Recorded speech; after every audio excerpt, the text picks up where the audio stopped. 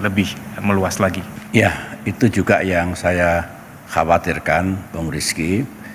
Kalau peperangan yang ada di Timur Tengah ini meluas, membesar, tentu ada implikasinya pada kehidupan not only di kawasan Timur Tengah, tapi juga di banyak tempat di dunia ini.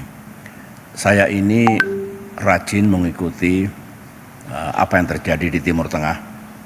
Mungkin seminggu ini saya berhenti melukis karena saya harus lebih nongkrong di depan televisi dan saya ikuti berbagai televisi, bukannya 1-2 saja, supaya bisa melihat secara lebih utuh, lebih objektif, termasuk komentar dari berbagai pakar, berbagai tokoh di seluruh dunia. Pertanyaannya bagus, apakah ini bisa meluas? Kalau kita simak what's going on 3 hari terakhir ini, jawaban saya bisa.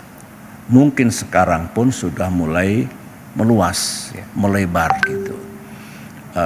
Semua tahu bahwa ini perseteruan yang tajam ini kan antara Israel dengan Iran, Amerika dengan Iran. Dan kalau sengit, peperangan di antara 3 negara itu bisa dimengerti. Karena akar konfliknya dalam sekali. Tapi saya tidak akan masuk ke situ. Yang jelas tiba-tiba negara-negara Teluk yang sebetulnya kalau saya ikuti ingin lebih netral gitu. Kemudian sebagaimana yang dijanjikan oleh Iran, kalau negaranya diserang oleh Amerika dan Israel, jangan salahkan nanti Iran kalau melakukan pembalasan dan semua gelar pasukan Amerika di Timur Tengah itu menjadi sasaran. Ternyata itu terjadi betul, sehingga ini yang tadinya boleh dikatakan tidak ikut-ikutan begitu, dipaksa untuk melibatkan diri.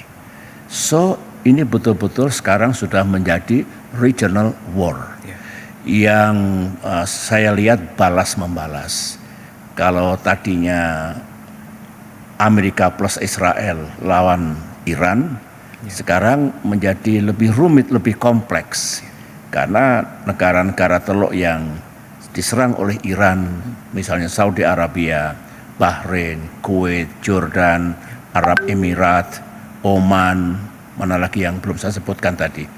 Semua itu tentu ya dia juga menegakkan kedaulatannya, melakukan pembalasan, retaliations.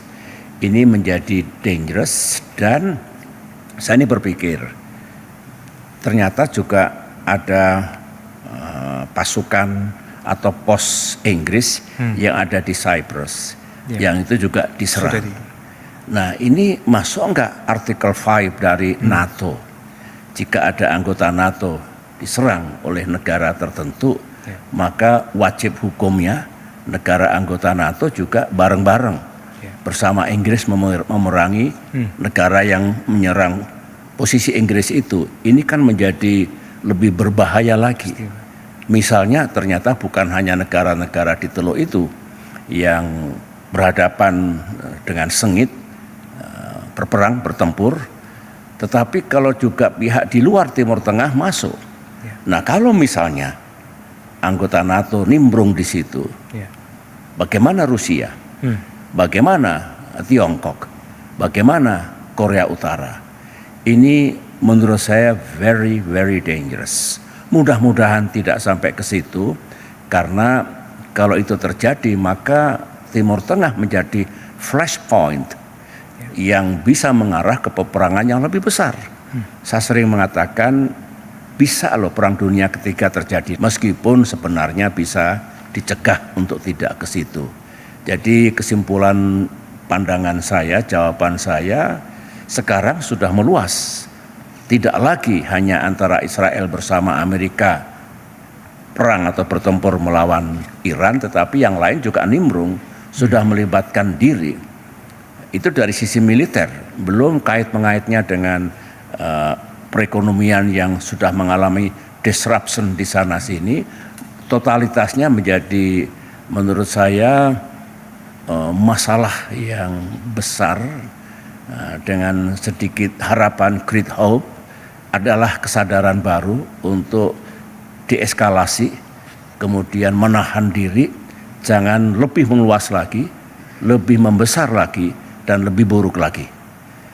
Itu, tapi sekarang memang kenyataannya sudah meluas, sudah membesar, begitu.